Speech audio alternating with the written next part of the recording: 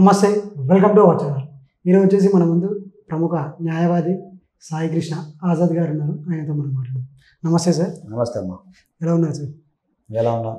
బాగున్నాను sir. Sir, ఇది ఇప్పుడు అగేరు ఇష్యూ వచ్చేసి చాలా వైరల్ అవుతుంది. అవును. సో దానికి మీరు కొంచెం సపోర్ట్ ఇచ్చేసి కేసుల విషయంలో హెల్ప్ చేస్తున్నారని చెప్పేసి విన్నాము, చూసాము కూడా. సో అంటే ఫస్ట్ తన మీద కేసు ఏ విధంగా పెట్టారు? అంటే తనకు కాల్ చేసి ఏమన్నా కన్విన్స్ చేసే ప్రయత్నం చేసిన తర్వాత కేసు పెట్టారా, లేకపోతే డైరెక్ట్ వెళ్ళి కేసు పెట్టేశారా? ఎట్లా?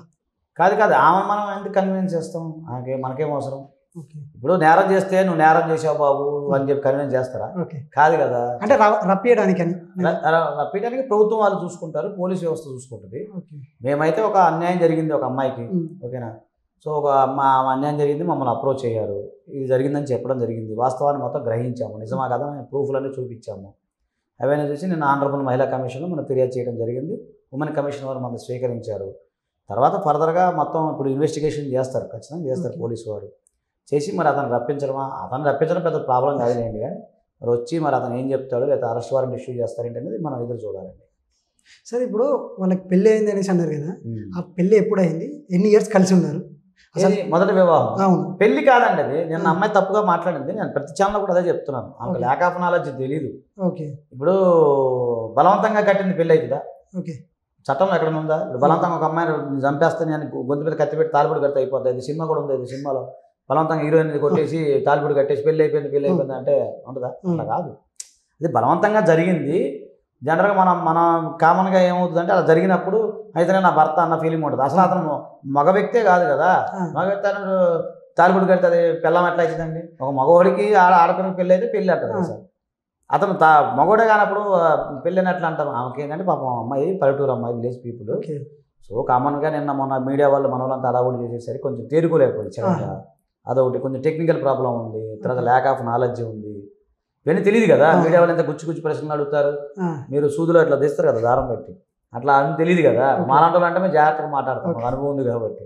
వాళ్ళకేం తెలుసు? సడన్గా వచ్చి పెళ్ళి అయిందా అంటే ఇదిగో తాళి పట్టదు, మరి ఫోటోలు వేయి అంటే నాలుగు ఖర్చుకుంటాను.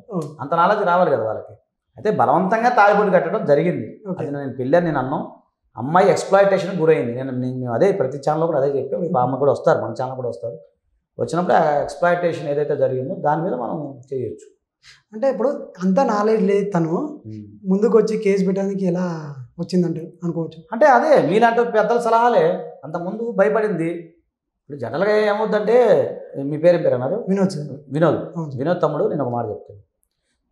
మన విలేజే కదా, మనం అంతా ఆనించి వచ్చినా సరే కుడియాడానికి సిటీలో కొద్దిగా ఉండొచ్చు కానీ మొత్తం ఆనించి వచ్చిన దగ్గర కుడియాడానికి అంతా అక్కడి నుంచి వచ్చిన వాళ్ళకి ఓపెన్ చెప్తాను. విలేజ్లో ఒక సంఘటన జరిగింది. ఒక అమ్మాయిని ఒక అబ్బాయి ఏదో వేధించడం ఏదో జరిగింది. జనరల్గా వాళ్ళు వచ్చి బయటకు వచ్చి ఇక్కడ సిటీలో లాగా ధైర్యంగా వచ్చి పోలీసులకు కంప్లైంట్ ఇస్తారా? ఇవ్వలేరు. నిజాయితీ చెప్పు.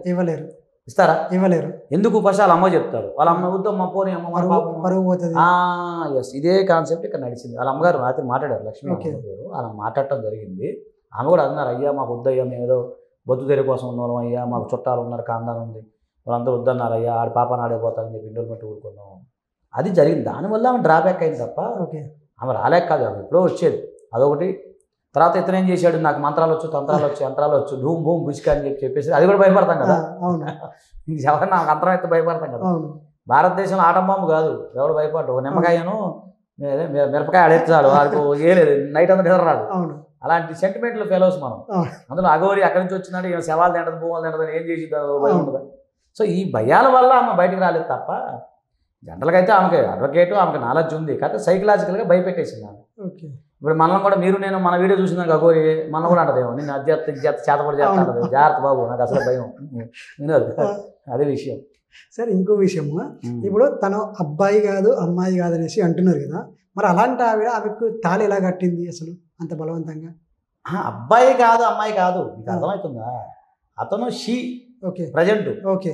ఏంటి బిఫోర్ హీ కదా. సో అతను ఏమన్నాడు, మీరు అతని పాత వీడియో చెక్ చేస్తే ఒకసారి చూడండి. ఒక అమ్మాయి అడిగింది, నువ్వు ఆడా మగానే అడిగారు, మీరే అడిగారు, మీరందరూ పోయి అడిగారు. అడిగినప్పుడు ఏమని చెప్పింది, నా యొక్క ఒక అంగాన్ని దేవుడికి సమర్పించుకున్నా అన్న. అర్థం ఏంటి? ఒక మగపిల్లవాడు ఉన్నాడు, వాడి యొక్క అంగాన్ని కట్ చేస్తే వాడు ఆడపిల్లగా మారాడు కదా. ఎప్పుడు ఆడపిల్లగా మారతాడు? కట్ చేసినప్పుడు కాదు, వాడికి ఆ డాక్టర్ ఆపరేషన్ చేసినప్పుడు మహిళా సంబంధించిన కథ అది ఏదైతే ఉంటుందో అప్పుడు అతను స్త్రీగా మారుతాడు తప్ప అతనే చెప్తున్నాడు నాకు యూరిన్ పోసుకునేది ఒక చిన్న హోల్ తప్ప ఏమీ లేదు అని చెప్తున్నాడు. కానీ లక్షణాలు మొత్తం అవే ఉన్నాయి కదా. అదిగాక అది అంటే అతను చెప్పినాయి నాకు సంబంధం లేదు, మళ్ళీ చెప్తున్నాను నిజంగా నెట్లో చూసుకోండి, కానీ ఆయన చెప్పినాయి. ఈ తర్వాత పైన ఏదైతే ఉందో అది కూడా ప్లాంటేషన్ పెట్టుకున్నామనే చెప్తున్నాడు. అది కూడా అది అతను చెప్పిందే కదా బాబు, అతను చెప్పింది. దీన్ని బట్టి చూస్తే ఆ 2 పాటలు మినహాయిస్తే అతను మగవాడే కదా, అతను జీన్స్ మగ జీన్సే కదా. అలాంటప్పుడు అతను మగవాడు కాకుండా ఎట్లా పోతాడు? మొదటిదాకా నేను అఘోరి మాత్రం. ఇక వినోదం మాట చెప్తుంటాం, సింపుల్గా మాట్లాడుకున్నాం. మీడియా స్టార్టింగ్లో ఆమె వచ్చినప్పుడు మీరు అఘోరి మాతగా పరిచయం చేశారా, లేడీ అఘోరగా పరిచయం చేశారా, ఇల్లూరు శ్రీనివాసు అఘోరిగా మారడం పరిచయం చేశారా? మీరు అందరూ ఎట్టగా పడ్డారయ్యా? అఘోరి మాత, లేడీ అఘోరి పూజలు చేస్తున్నాను కానీ ఏ బాబు అందరూ అంతే కదా. నేను కూడా అదే నన్ను నాకెక్కడ తెలిసింది, మీరు చూపిస్తేనే మేము చూసేది, అంతేనా? ఇప్పుడు అతను మగపిల్లవాడని ఎప్పుడు తెలిసింది? ఇప్పుడు ఈ మధ్య ఎప్పుడు తెలిసింది? ఈ వర్షిని పెళ్లి వేతలో జరిగింది. అంటే అతను ఆడపిల్ల అయినప్పుడు, అంటే ఆడపిల్లగా ఉన్నప్పుడు, అఘోరి మాతగా ఉన్నప్పుడు ఏం చేయాలి? ఇలాంటి పెళ్ళిళ్ళు పెటాకులు చేసుకుంటారు ఎవరన్నా? నువ్వు చెప్పు. అసలే ఆడపిల్లలు దొరకాలడుతున్నారు, అవునా? మరి అట్లాంటి పరిస్థితి ఉన్నప్పుడు మీరే దాన్ని అనలైజ్ చేయాల్సి వస్తుంది. కాబట్టి అది ఆడామగ అనేది మనకు సంబంధం లేదు. పెడితే అతను ఒక పురుషుడికి సంబంధించిన కొన్ని అవయవాలు తప్ప అతను మొత్తం పురుషుడి కిందే మనం భావించాలి. ఇంకొక విషయం, ఆ అమ్మాయిని ఫస్ట్ పెళ్లి చేసుకున్నప్పుడు ఈయన అబ్బాయికి ఉన్నప్పుడు చేసుకున్నాడా లేకుంటే కటింగ్ అంతా అయిపోయిన తర్వాత చేసుకున్నాడు? కటింగ్ అయిపోయింది చేసుకుంటాం కాదు వినోద్, మళ్ళీ చాలా మీడియాలో అదే ప్రాబ్లం అవుతుంది. అంతా చేసుకున్నారు, మొదటి భార్య గారిది గుడ్డ, బలవంతంగా చేసుకున్నారు కదా, ఆ విధంగా బలవంతంగా తాలిబడి కట్టాడు. అదే సమస్య. పాపం ఆమె చెప్పే ఆమెకు ఆ రోజు ల్యాక్ ఆఫ్ నాలెడ్జ్ లేదు, అది మాట్లాడటం మీడియా ముందు రాలేక, సరైన అవగాహన లేక టక్కని నోరు జారి చెప్పడం జరిగింది తప్ప అది పెళ్లి కాదు. అంటే అది ఆపరేషన్ కాకముందుగా ఆపరేషన్ నవంబర్ అంటే మీరు నాకు అదే ఐడియా, నవంబర్ మన లాస్ట్ ఇయర్ నవంబర్ అంటే మరి అప్పుడు అతను అంత ఫేమస్ అయ్యేది నాకు తెలియదు. ఆ టైంలో అఘోరిగానే ఉన్నాడు కదా. మరి ఎప్పుడు ఫేమస్ చేశారు మీరు? నాకు తెలియదు. నవంబర్లోనా డిసెంబర్లో ఎప్పుడు చేసిన? నవంబర్ అయితే అతను ఎవరు తెలియదు, కామన్ మ్యాన్ ఆడు. సో అంటే ఇంతకుముందు కూడా ఇప్పుడు మీరు కేసులు పెట్టారు కదా, ఇంతకుముందు కూడా కొందరు కొన్ని స్టేషన్లో కేసులు నమోదయ్యాయి అని చెప్పేసి విన్నాము. కానీ నమోదు చేయడానికి వెళ్ళినప్పుడు కూడా పోలీసు వాళ్ళు తీసుకోలేదు, అసలు ఏమంది ఫైల్ చేయాలి అనే దాంతో తీసుకోలేదు అని చెప్పేసి కూడా కొన్ని వార్తలు వచ్చాయి. బట్ ఇప్పుడు ఎలా తీసుకున్నారు వాళ్ళ కేసు? కాదు మీకు అర్థం అవ్వట్లేదా? అప్పుడు వేరే వాళ్ళు ఏ విధంగా కేసు పెట్టారో నాకు తెలియదు. మా దగ్గర ఎవిడెన్స్తో పెట్టాలి. ఎప్పుడైనా పోలీస్ స్టేషన్లో మీరు వెళ్ళి కంప్లైంట్, ఇప్పుడు ఆజాద్ ఉన్నాడు, ఆజాద్ నన్ను కొట్టాడు, నువ్వు కంప్లైంట్ ఇచ్చినంత మాత్రం నా చెల్లుబాటు అవుతుందా? అర్థం అవుద్దా? అయిద్దా? తీసుకుంటారు పోలీసు? తీసుకోరు. ఎవిడెన్స్ ఉండాలి, ఎక్కడ కొట్టాడు, ఏం కొట్టాడు, విట్నెస్ ఉన్నారా, బయట కొట్టాడు, లేదా కెమెరా రికార్డ్ అవుతుందా, సర్కమస్టెన్స్ ఎవిడెన్స్, నీ ఒంటి మీద గాయాలు అని ఉన్నాయా, అవన్నీ చూస్తేనే కదా నీకు కేసు ఎఫ్ఐఆర్ నమోదు చేసేది. అలా కాకుండా నేను వెళ్ళి కంప్లైంట్ ఇస్తే నమోదు చేస్తే మరి బెదిరిస్తున్నారు అనేసి పెట్టారు కదా, బెదిరించారు కూడా. ఎప్పుడు? ఈ మధ్యకాలంలో మీరు పెట్టింది ఎవిడెన్స్ ఉంది కదా మన దగ్గర, ఎవిడెన్స్ ఉంది కదా, అన్ని రికార్డింగ్స్ ఉన్నాయి కదండి. అవి ఉండబట్టే కదా నేను ఆనరబుల్ కమిషనర్ వారు పిటిషన్ తీసుకుంది, లేకపోతే రిజెక్ట్ చేస్తారు కదా. అవునా కదా? అవును. మరి ఏమున్నాయి? ఎవిడెన్స్ ఉన్నాయి. అంటే ఇంతమందికి ఏం ఎవిడెన్స్ లేవని చెప్పేసి. అలాగే సార్, ఇప్పుడు ఎవిడెన్స్ లేవనే చెప్తాము. ఎవిడెన్స్ ఉన్నాయంటే మీ మీడియా వాళ్ళు ఊరుకుంటారు, ఇచ్చేయండి అంటారు. కానీ కోర్టులో నిలబడాలి కదా, మన ఎవిడెన్స్ ఇవ్వకూడదు కదా. ఇప్పుడు అది కాదండి, ఒక వ్యక్తిని నేను కంప్లైంట్ పోలీస్ స్టేషన్లో కంప్లైంట్ ఇవ్వాలనుకుంటున్నాను, నా ఎవిడెన్స్ ఇచ్చేస్తే మిస్యూజ్ అవుతాయి కదండి. అందుకని మేము ఎవిడెన్స్ చెప్పం కదా. లాయర్కున్న లక్షణం మీరు అడగకూడదు కదా. లాయర్ ఎవిడెన్స్ ఒక కేసుకు సంబంధించిన వివరాలు అడగచ్చు. ఇప్పుడు నాకు ఒకటే చెప్తాను, మీరు మీ ఇంటి డాక్యుమెంట్స్ ఇచ్చావు, ఒక ఉదాహరణ చెప్పి లిటిగేషన్లో మీద అనకూడదు కానీ మరొక ఇంటి డాక్యుమెంట్స్ ఏదోసారి చేసి పెట్టండి అన్నావు. సో ఆ ఇంటికి సంబంధించి కొంత లిటిగేషన్ ఉంది. ఇలాంటి మన మిత్రులకి తెలిసింది, మీడియా రిపోర్ట్ తెలిసింది అనుకుందాం. వాళ్ళు వచ్చి సార్ ఆ ఇంటి డాక్యుమెంట్స్ ఏంటంటే నేను ఇస్తానా, ఏమని అడుగుతారు సార్, ఆ ఇల్లు ఏం జరిగింది, వినోద్కి సంబంధించిన ఏదో ప్రాబ్లం అయిందంటే మీ దగ్గరికి వచ్చాడంట, ఆ ఇంటి లిటిగేషన్ మీరు ఏమైనా చెప్పగలుగుతారా అంటే, అవును బాబు ఇది లిటిగేషన్ ఉంది, నా దగ్గరికి వచ్చాడు కానీ, అవునా వచ్చాడు, అది కోర్టులో చేస్తాము, కోర్టు వారు చూసుకుంటారా చెప్తాం. కానీ ఇగో బాబు ఆయన ఇచ్చిన రికార్డ్స్ ఇగో తీసుకుని మీకు ఎట్లా ఇస్తాం? కోర్టులో వేసిన తర్వాత అప్పుడు 1 by 1 రిలీజ్ చేస్తామని చెప్పి నేను ఆల్రెడీ కొన్ని రిలీజ్ చేశాను కదా మేము. మీకు వచ్చిందా లేదా? నేను కాల్ పంపిస్తాను. అమ్మాయి అకౌంట్ డీటెయిల్స్ రిలీజ్ చేసాం, 3,15,000 రూపాయలు పంపించింది. మన గ్రూప్లో పెట్టినాం కదా, మన దాంట్లో పెట్టాం, చూసుకోండి. కృష్ణ అడగండి, 3,15,000 రూపాయలు అది పెట్టినాం. ఆ తర్వాత వర్షినికి వాళ్ళు ట్రీట్మెంట్ చేశారు, మెడికల్ ట్రీట్మెంట్, అది కూడా మేము ఇచ్చినాం, సబ్మిట్ చేసాము. ఓకేనండి. కొన్ని కాల్ రికార్డ్స్ కొన్ని 1-2 మేము వినిపించాము. మళ్ళీ చాటింగ్ ఏదైతే ఉందో అది ఉన్నాయి. ఆ, ఒక ఫోటో కూడా రిలీజ్ చేసాం, ఒక అగౌరవ దిగిన ఆ. ఫోటో ఉంది కదా, అది మీకు అది కూడా మీకు నేను ఇస్తాను. ఓకే. అది రిలీజ్ చేసాము. తర్వాత వీళ్ళు వెళ్ళిన తర్వాత వీళ్ళు వెళ్ళిన కొన్ని ఉన్నాయి, కొన్ని వీడియోస్ అవి ఉన్నాయి, ఆ, అవి మేము కోర్టులో సబ్మిట్ చేసాము. అది రాగానే అది కూడా మీకు రిలీజ్ చేస్తాము. ఇప్పుడు అన్నీ రిలీజ్ చేస్తూనే ఉన్నాం కదా, మేము ఏమేమి లేదు చెప్పండి, ఒకటొకటి ఇస్తూనే ఉన్నాం కదా. ఓకే.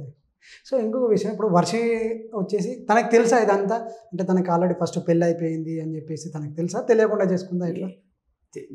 అంటే తెలియకుండా చేస్తుందో తెలియదు, మనకు ఎట్లా తెలుస్తుంది వాళ్ళిద్దరి మధ్య. కానీ అమ్మాయి చెప్పింది నేను అంత ఛానల్ సరిగ్గా చూడలేదు, నిన్న కొంచెం బిజీగా ఉంది. అంటే నాకు తెలిసి అమ్మాయికి తెలియకపోవచ్చేమో అనిపిస్తుంది. మీరు కూడా వాళ్ళ బ్రదర్తో పేరెంట్స్తో మాట్లాడారు? అంటే బ్రదర్తో నిన్న మాట్లాడే, కానీ ఇంత డీప్ సబ్జెక్ట్ వినోద్ నన్ను ఈ క్వశ్చన్ అడుగుతా, నేను అడగల. ఇప్పుడు నువ్వు అడిగావు కానీ నేను అడుగుతాను. అంటే వాళ్ళ అమ్మాయికి తెలుసో తెలియదు అని నాకు నాలెడ్జ్ లేదు, కానీ నేను అనుకుంటాను, నా ఊహ, నా జ్ఞాపక శక్తి, నా ఊహతో ప్రకారం చూస్తే తెలియకపోవచ్చేమో నేను అనుకుంటున్నాను. ఒకవేళ తెలిసి చేసుకుంది అంటే మూర్ఖత్వం అవుతుంది కదా, అవునా కదా? అవును. సో ఇప్పుడు అట్లీస్ట్ ఇప్పుడైతే తెలిసింది కదా తనకు ఫస్ట్ పెళ్ళి అయిందని చెప్పి, ఇప్పుడు తెలిసింది కదా, తెలిసి అనేది చెప్పినట్టుంది. ఏం కాదు నాకు అదే అయితే అన్నట్టుంది కదా అమ్మాయి. అవునా? అంత మీరు చూడలేదు, వేరే ఛానల్ ఉన్నారు, వాళ్ళిద్దరు కలిసి మాట్లాడుకున్నారు, ఏదో పాటలు పాడుకున్నారు మెల్లగా. ఆ పాట పాడింది మొన్న అటు వెళ్తున్నప్పుడు, నిన్న కూడా ఏదో చేశారు, ఏదో ముద్దులు పెట్టి ఏదో ఉంది, చూసినాను ఏదో. ఓకే. ఏదో మాట్లాడుతున్నారు, ఇంకా మీరే చూడాలి, మాకు ఆ పని కాదు కదా సార్, మా కోర్టులో మా వర్క్ మాకు ఉండదు కాబట్టి. మరి ఏమంటే మూర్ఖత్వం అంటే. సరే ఇంకో క్వశ్చన్, లాస్ట్ క్వశ్చన్. ఇప్పుడు ఫస్ట్ కేసు అయితే ఎవరు పెట్టారు, నన్ను మోసం చేసింది, బెదిరించింది అని చెప్పేసి ఆవిడ నన్ను బెదిరించింది, మోసం చేసింది కేసు పెట్టారా, లేకపోతే వేరే అమ్మాయి లైఫ్ అనేది ఖరాబ్ చేస్తుంది కేసు పెట్టారా? 10 లక్షల రూపాయల కేసు అది మీకు, అంటే ఎఫ్ఐఆర్ అది ఉంది మీకు లైవ్లో, మీకు కాంప్లైంట్ ఇస్తారు. మీకు కృష్ణ దగ్గర ఉంది, తీసుకోండి, ఇస్తాడు మనోడు, ఇస్తాడు, తీసుకోండి పర్లేదు. కానీ దాంట్లో పేర్లు అవి రాకూడదు మామూలుగా, మీకు తెలియదు. అది కూడా 10 lakhs గురించే ఉంది. ఓకే. అందులో చీటింగ్ మాత్రం ఉంది, ఇట్లా మభ్య పెట్టాలి అవన్నీ ఏం లేవు. అంటే ఓన్లీ ఈ డబ్బుల పరంగా మోసం చేసి అంతేగాని ఇంకొక అమ్మాయి లైఫ్ ను స్పాయిల్ చేస్తుంది అని చెప్పి అది లేదు. అది ఇంకా ఎంత రాలేదు, అది ఎప్పుడు ఫిబ్రవరిలో పెట్టారండి. మీరు మీడియా తొందరగా ఇప్పుడు తెలుసుకున్నారు. నాకు పోయిన నెల నాకు దగ్గరికి వచ్చింది. అయితే ఏంటంటే దాన్ని కొంచెం గుట్టుగా ఉంచాలని చెప్పి మేము బయట పెట్టలేదు. సో విన్నారు కదా. సో ఇది ఇప్పుడు మన అఘోరి గురించి కేసు గురించి అప్డేట్. థ్యాంక్ యూ అండి.